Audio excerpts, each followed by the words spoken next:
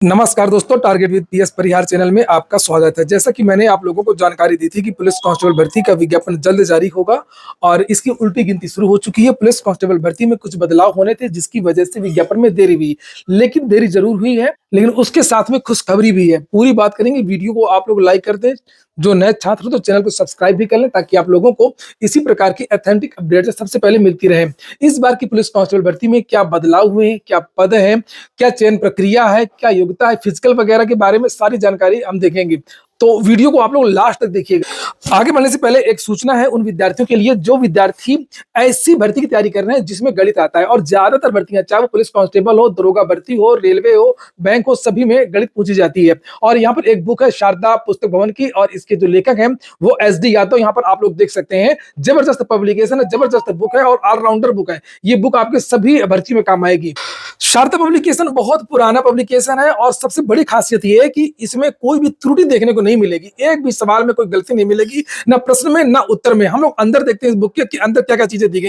ये अंदर आप लोग देख सकते हैं, यहाँ पर ये लिखा हुआ है। ये देखिए कि ये अध्यायवार, चैप्टर वाइज यहाँ पर विश्लेषण दिया गया हुआ है। उदाहरण के लिए हाल प्रश्न पत्र दिए हुए हैं, परीक्षा उन्मुख दृष्टिकोण, एग्जाम ओरिएंटेड इसमें चीजें दी गई और यहाँ पर ट्रिक कम कॉन्सेप्ट दिया गया है। ट्रिक भी दी गई है और कॉन्सेप्ट भी दिया गया है। और सबसे बड़ी बात यह है कि इसमें टाइम मैनेजमेंट, गणित आती तो सबको है, सभी को है। जिस तरीके के एग्जाम्स में मैथ्स पूछी जाती है सब कोई लगा लेगा, लेकिन एक सवाल को आप लोग 15 मिनट में लगाओगे, लेकिन लगाना होता 30 सेकंड में, 1 मिनट में ज्यादा से ज्यादा लगाना होता। तो उसका यहाँ पर ध्यान रखा गया है। यहाँ पर ट्रिक्स भी बताई गई और सारी चीजें जो संख्या पद्धति के वर्गमूल है, ये आप लोग देख सकते हैं। सारी की सारी जो चीजें हैं, रेलगाड़ी से संबंधित जो सवाल पूछे जाते हैं, त्रिकोणमिति, सांख्यिकी, प्रोबेबिलिटी, सब कुछ दिया हुआ है। ये देखिए यहाँ पर, और पूरा संख्या पद्धति से शुरू किया गया है। तो सभी कापी किताबों की दुकानों में जब आप पूछेंगे शारदा पब्लिकेशंस की बुक, तो वहां पर आपको ये मिल जाएंगी।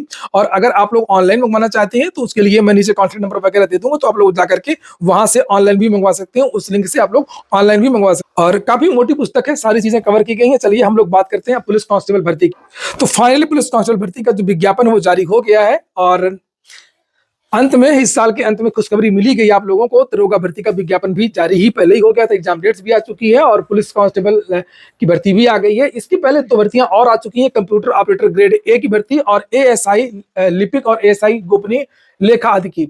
और यहाँ पर ये वैकेंसी में सबसे बड़ी बात ये है कि हम पूरी बात करेंगे कौन कौन से पद हैं।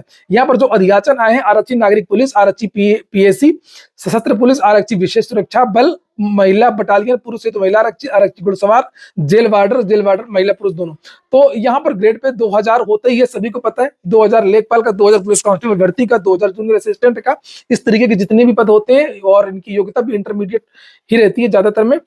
और यहाँ पर ये देखिए, इनमें अलग अलग जो पद ऊपर लिखे हुए थे सबके पद बताए गए हैं कि इसमें पुलिस कांस्टेबल के पद कितने हैं। ये 10,469 पद हैं पुलिस कांस्टेबल के। PSC के कितने हैं? 15,131 गिनते जाइए। 10,400 ये और 15,100 ये, लगभग 25,500 पद हो चुके हैं। और 23,000 की चर्चा हुई थी। और मेरे आप जितने भी वीडियो देखेंगे पुलिस कांस्टेबल भर्ती के, मैं बार बार 30,000 ही लिख रहा था। आप किसी भी थंबनेल में जाकर के देख सकते। चलिए मैं आपको दिखा भी देता हूँ थंबनेल। यहाँ पर ये देख सकते हैं आप लोग मेरा थंबनेल। ये देखिए थंबनेल, मैंने इसमें क्या लिखा हुआ है देखिए आप लोग। 30,000 पुलिस कांस्टेबल भर्ती, नियमावली में बदलाव। ये देखिए, मैंने अपने मन से बता दिया था क्योंकि मुझको जानकारी मिल चुकी कि पुलिस कांस्टेबल के 30,000 पदों पर भर्ती होगी। इसके अलावा ये आपके 25,000 हो गया। इसके अलावा ग नंबर में देख लीजिए, ये विशेष सुरक्षा बल के भी लगभग 1341 पोस्ट है। तो ये आपके पद हो लगभग 27,000 के आसपास। और यहाँ पर नीचे आप देख सकते हैं ये 2,282 और पद हैं और ये महिला बटालियन के पद हैं, केवल महिला भर्तियों के लिए हैं। यहाँ पर ये देखिए, ये लिखा हुआ है 2,282।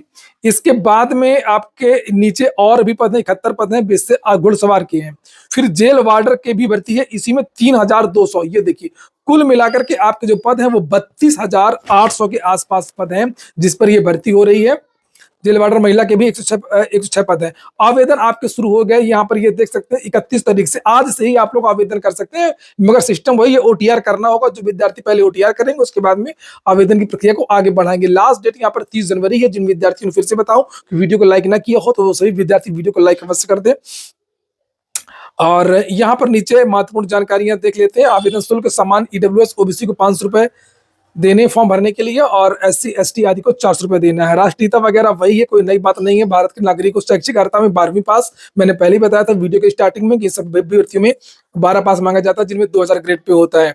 और शैक्षिक अर्हता के बारे में कुछ और चीजें इन्होंने ये बताई हैं कि आवेदन करते समय अभ्यर्थी को पास होना चाहिए। अपीयरिंग के लिए यहाँ पर कोई चांस नहीं दिया गया, लिखा भी है अपीयरिंग वाले अभ्यर्थी पात्र नहीं होंगी।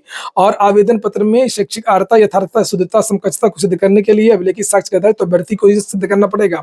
और यहाँ पर अधिमानी अर्हताएं भी हैं। अगर आपके पास डोइक या नाइलेट का ओ लेवल वगैरह हो तो जब दो विद्यार्थियों के नंबर बराबर होंगे तो उसमें वरीयता दी जाएगी। कोई खास महत्व इसका नहीं होता है। आयु में छूट नहीं दी गई है, विद्यार्थियों के लिए झटका है यहाँ पर। 18 से 22 के बीच के युवा, देखिए सामान्य वर्ग के विद्यार्थी को 22 साल है और ओबीसी के विद्यार्थी को 25 साल है, एससी के विद्यार्थी को भी शायद 25 साल ही है, अभी नीचे हम देख लेंगे उसको। और लिखा हुआ 18 से 22 वर्ष की आयु, और 2 जुलाई 2003 से पहले का जन्म ना हो, 2007 से बाद का नहीं होना चाहिए। महिला अभ्यर्थी को 18 से 25 यहाँ पर लिखा हुआ है, देख लीजिए।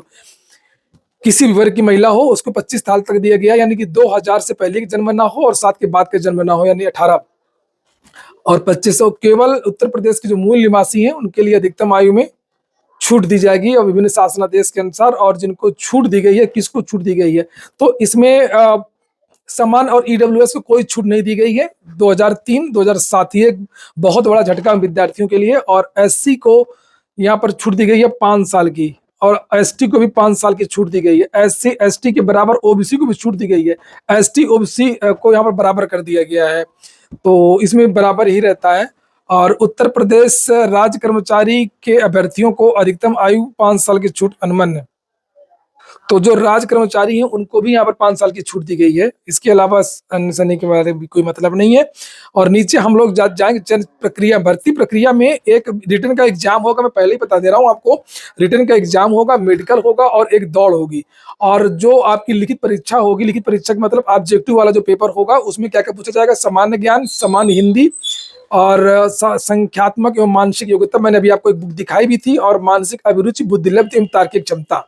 और इसके बाद में उत्तर प्रदेश आरक्षी, ये तो इन्होंने एक ये नियम बनाया हुआ है कि आपका जो पेपर होगा वो 300 अंकों का होगा, 150 प्रश्न पूछे जाएंगे, 2 अंक का एक प्रश्न होगा। और इसमें कट ऑफ भी उन्होंने पहले ही घोषित कर दिया है, ये देख सकते हैं आप लोग। कट ऑफ जनरल के लिए 30% विद्या नंबर कम से कम लाने ही होंगे, और ईडब्ल्यूएस वालों को कम से कम 25% नंबर लाने होंगे। और जो आपका जो भी पूर्णांक है 150 का 25%, ओबीसी को भी 25% और एससी एसटी को 20% नंबर कम से कम लाना होगा। तो 300 का पूर्णांक है, 20 3 60 नंबर कम से कम चाहिए 300 में, समझ गए। ये इन विद्यार्थियों के लिए मैं कह रहा हूँ। और जो ये जनरल के विद्यार्थी हैं तो इनको 30% है। 30% का मतलब कम से कम 90 नंबर लाना चाहिए 300 में। ये 90 से कम लाएंगे तो फिर ये पास नहीं हो पाएंगे, कितना भी कम मेरिट चली जाए। तो वैसे भी मेरिट ज्यादा जा रही है आजकल, वैसे भी ऐसी चीजें नहीं आएंगी कि सीटें खाली चली जाएं। और फिर डॉक्यूमेंट वेरिफिकेशन, हाइट, जिन विद्यार्थियों की हाइट 168 सेंटीमीटर से ज्यादा होगी वही आवेदन करेंगे।